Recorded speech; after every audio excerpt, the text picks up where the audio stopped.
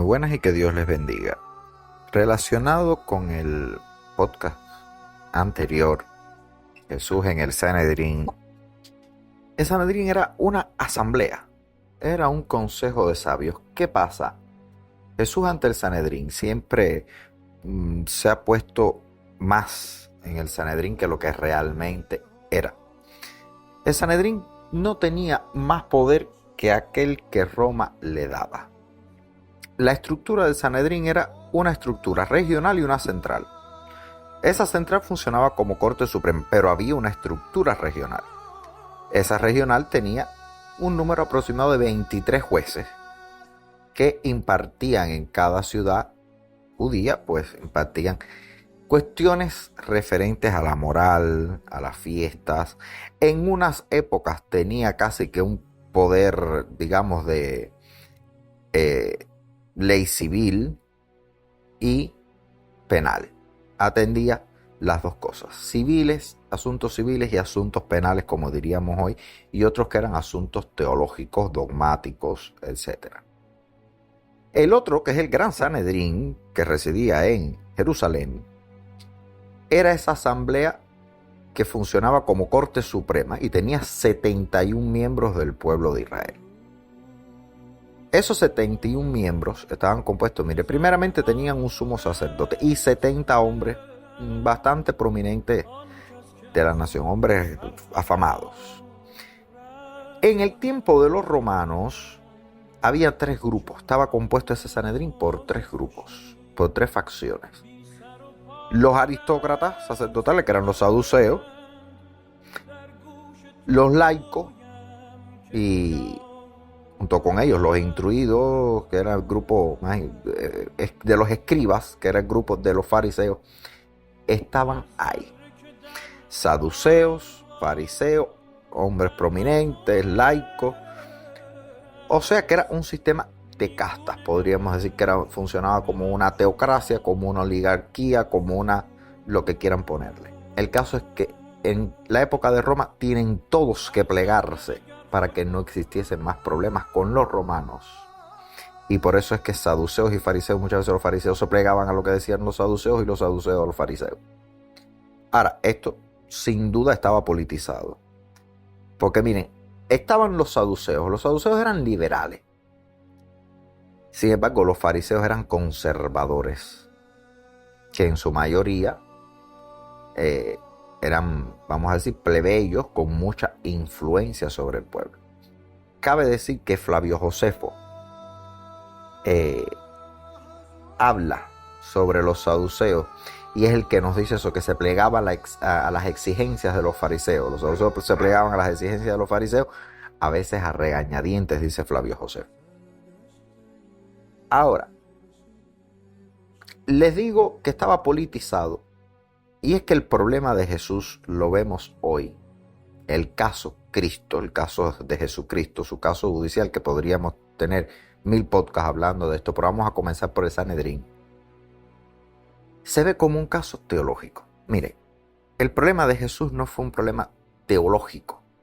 Era un problema teológico con los fariseos, pero era un problema político para los saduceos.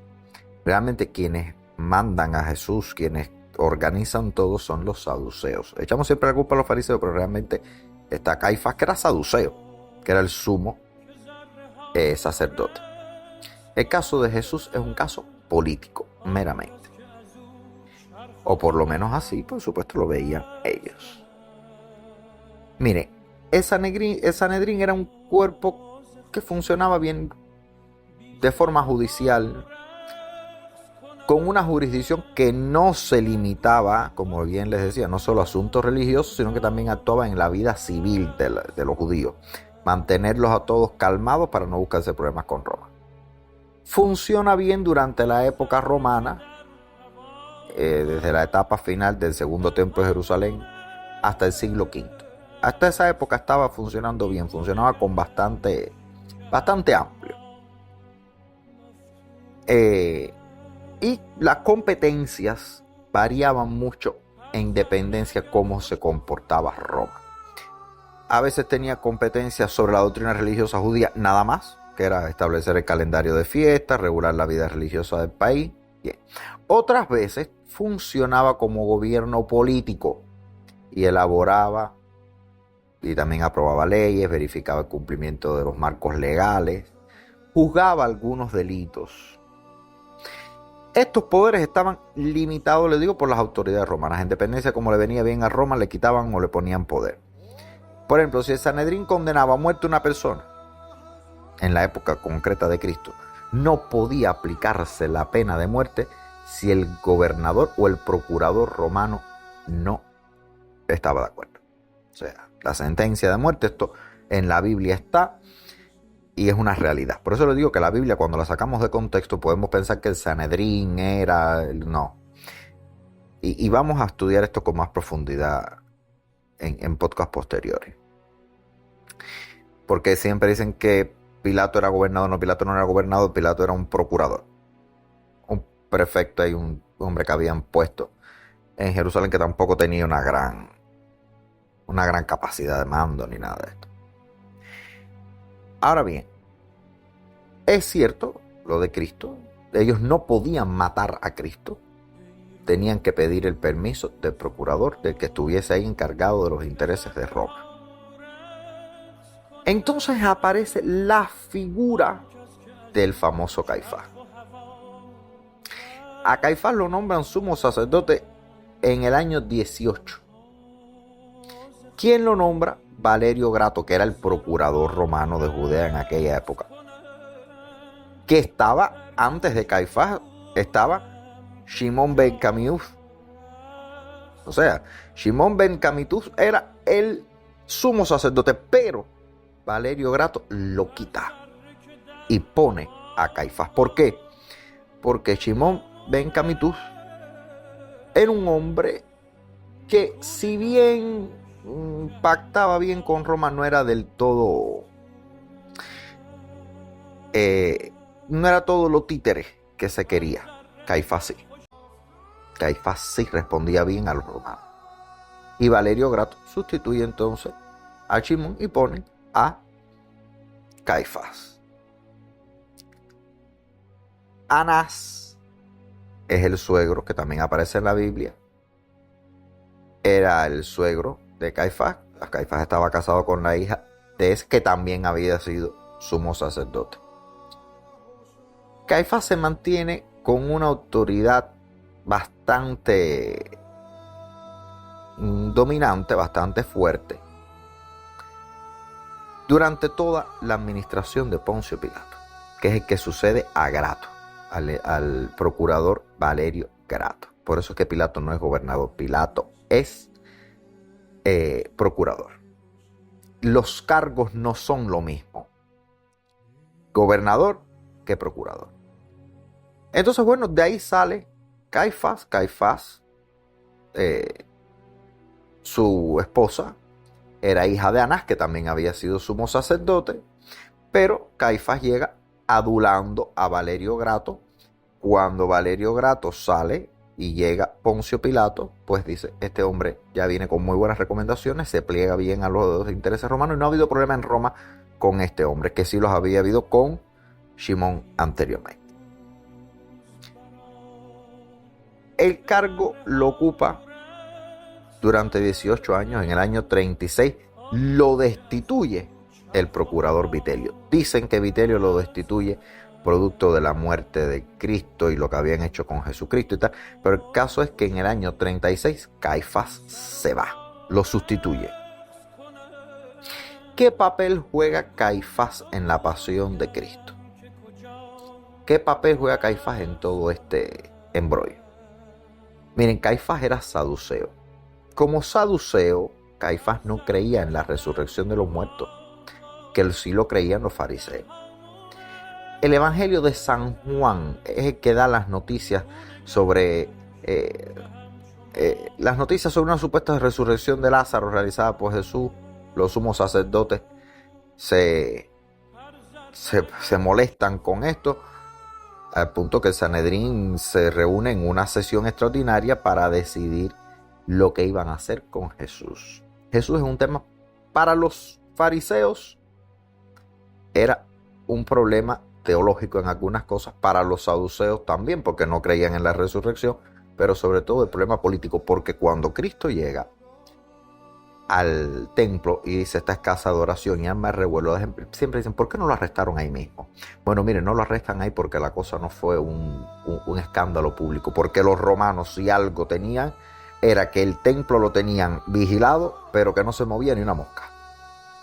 Entonces un hombre que llega se pone a repartir palos para aquí y para allá y empieza a soltar las palomas y empieza a hacer miles de cosas. Pues qué extraño que en una celebración que los judíos tenían, que los romanos estaban allí y le decían, esta época para los judíos siempre pasa algo, siempre uno se envalentona, tomen el templo, entraban al templo, los romanos estaban allí, tenían una posta, vamos a decirle así, una comisaría prácticamente dentro del templo. Por eso es que a Jesús lo dejan que pase ese tránsito, eso que sucede en el templo, que ya les digo, se describe en la Biblia como un acontecimiento enorme, pero realmente no debió haber sido así, porque si no lo hubieran tomado preso los romanos. No hacía falta ni que lo denunciaran los judíos. Entonces, como bien le digo, hace una sesión extraordinaria Caifás,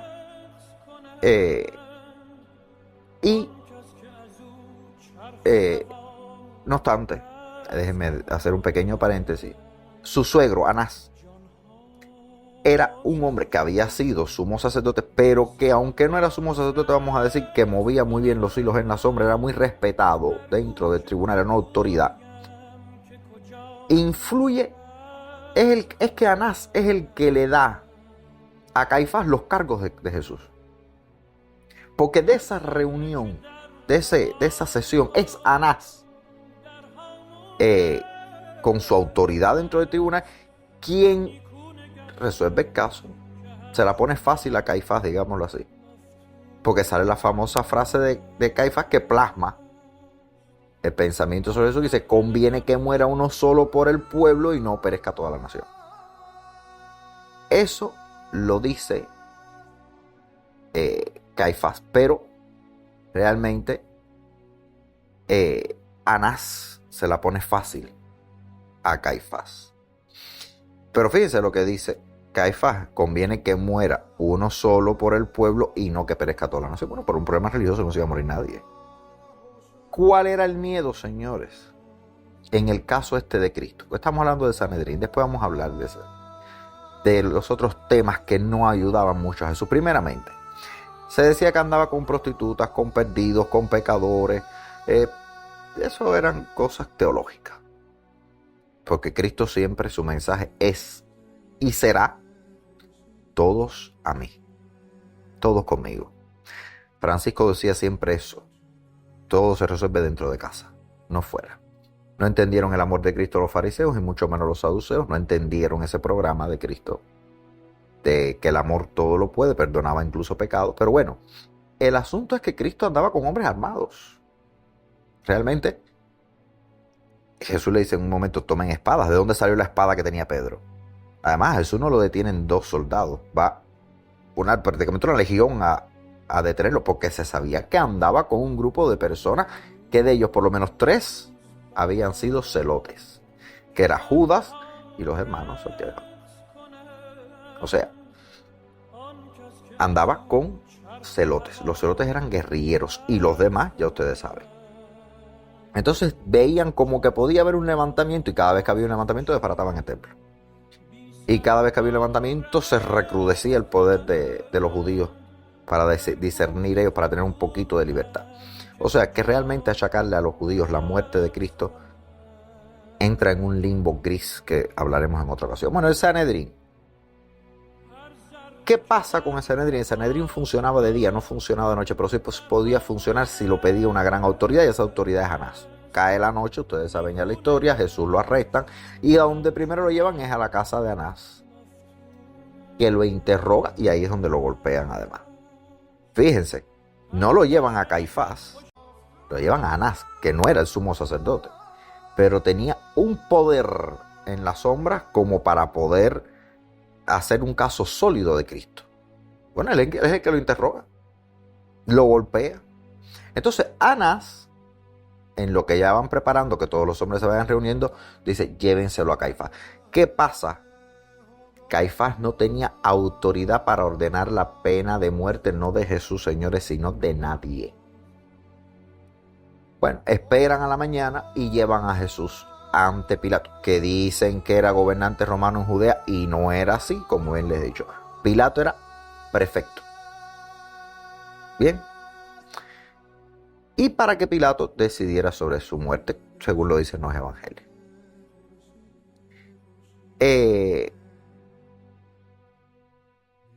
Déjenme decirles que lo puse aquí como dato, en unas excavaciones, es donde se ve bien, se hacen unas excavaciones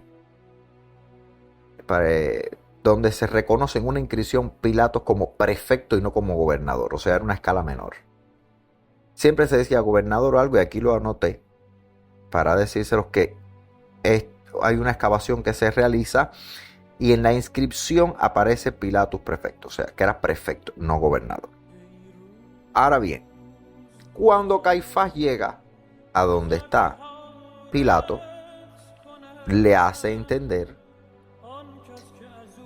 que Jesús es un alborotador y tal. Pero cuando le preguntan, pues Caifás lo que hace es hablarle de todos los milagros, que dijo que era el Hijo de Dios, etcétera, etcétera.